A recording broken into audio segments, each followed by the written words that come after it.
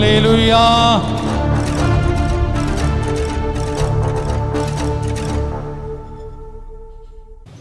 ஆலயம் என்பது பழைய ஏற்பாட்டில் ஒரு ஆலயம் தான் இருந்தது.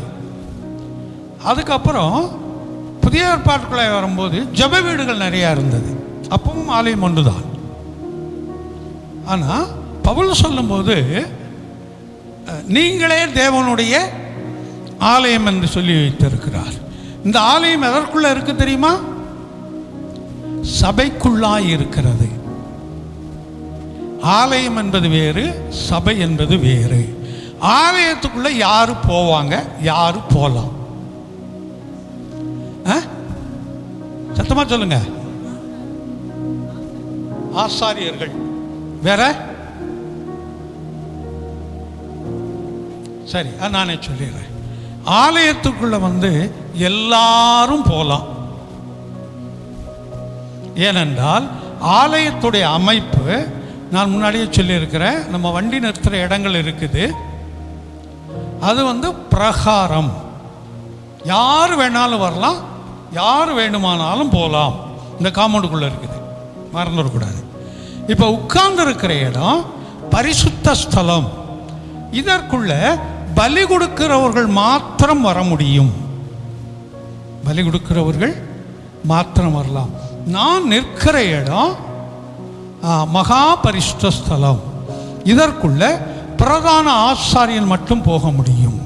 இந்த அமைப்பில் தான் இன்று இந்து கோயில்கள் எல்லாமே கட்டப்பட்டிருக்கும்.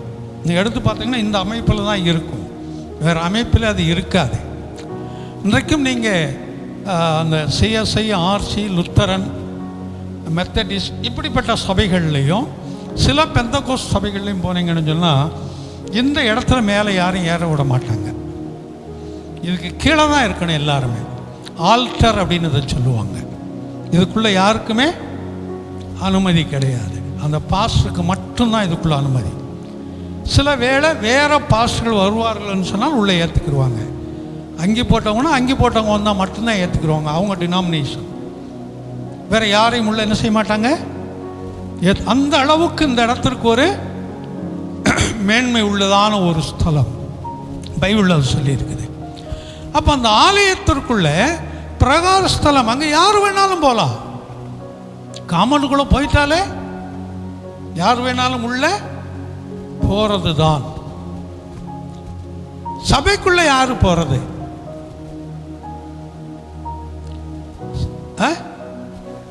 எல்லாரும் போறாங்க.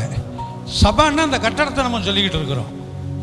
இதுக்குள்ள உட்கார்ற எல்லாருக்குமே திருவிருந்து கொடுத்துட்றோமான்னு சொன்னா கொடுக்கறது இல்லை.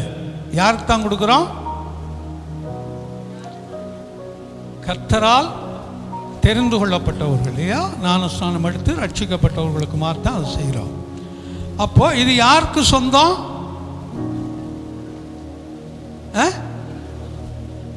ஆமாம். நீங்கள் அந்த நிருபங்களில் முதல் அதிகாரம் முதல் வசனத்தில் எங்கே பார்த்தாலும் அதில் தெரிந்து கொள்ளப்பட்டவர்களுக்கு, ரட்சிக்கப்பட்டவர்கள், இப்படி தான் வாசித்துக்கிட்டே வருவோம். அப்போ இன்னைக்கு யார் வேணாலும் வரலாம், யார் வேணுமானாலும் வரலாம். ஆனால் சபை என்று சொல்லக்கூடிய அங்கம் வகிக்கக்கூடியவர்கள் யார்? கர்த்தரால் தெரிந்து கொள்ளப்பட்டவர்கள், கர்த்தரோடு ஐக்கியமாக இருக்கக்கூடியவர்கள் தான் சபை. அப்படி என்றால் சபைக்குள்ளாய் போகக்கூடியவர்கள் யார்?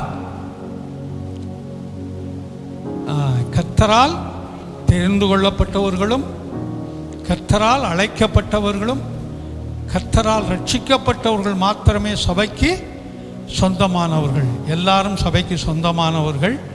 இதெல்லாம் வேத வசனத்துக்கு உட்பட்ட. நீங்கள் வேணால் வாசிக்காங்க, அந்த வேத வசனத்தை நீங்கள் எடுத்து அப்படியே வாசிங்க. அதனால் ஆலயத்தில் பிரதான ஆசாரியன் வருஷத்துக்கு ஒரு முறை தான் உள்ளே போவான் இந்த மகா பரிசுத்த ஸ்தலத்தில். ஏன்னு சொன்னால் பலி செலுத்தி அந்த ரத்தங்களை எடுத்து கொண்டு போய் தெளிக்கும்படியாய். ஆனால் புதிய ஏற்பாட்டில் அப்படி இல்லை. ஆசாரியன் எப்பொழுதுமே உள்ளே அங்கே நிற்கக்கூடிய ஒன்றாய் மாறுகிறது. அப்படி என்றால் சுருக்கமாய் ஆலயம் என்றால் யார்? ஒன்று நாம். சபை என்றால் யார்? நாம். ஆனால் சபை என்று நாம் சொல்லும்போது தனிப்பட்ட ஒரு மனிதனை சபை என்று சொல்ல முடியாது. நான் சபை என்று சொல்ல முடியாது. நான் ஆலயம் என்று சொல்ல முடியும். நாம் சபை. நாம் யார்? சபை. நாம் சபை. அந்த சபைக்குள்ள நான் யாராயிருக்கிறேன்? ஆலயமாயிருக்கிறேன். ஏன்னா ஆவி, ஆத்மா, சரீரம் 3 இருக்குது. நான் ஆலயமாயிருக்கிறேன். அதே போலதான் ஆலயத்திற்குள்ளாய் போவது யார் வேண்டுமானாலும் போகலாம். அங்கே போய் அவர் வெளியிலே நிற்கலாம்.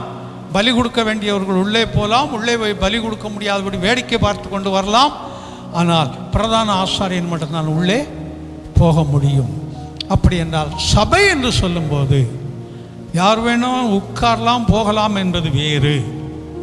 ஆனால் சரியான சபை அங்கத்தினர்கள் யார் என்றால் அவரால் தெரிந்து கொள்ளப்பட்டவர்கள் மட்டும்தான் சபை. இதுதான் சபைக்கும் ஆலயத்திற்கும் உள்ள வித்தியாசம். அப்படி என்றால் இன்று நாம் நடத்தி கொண்டிருப்பது சபையா ஆலயமா?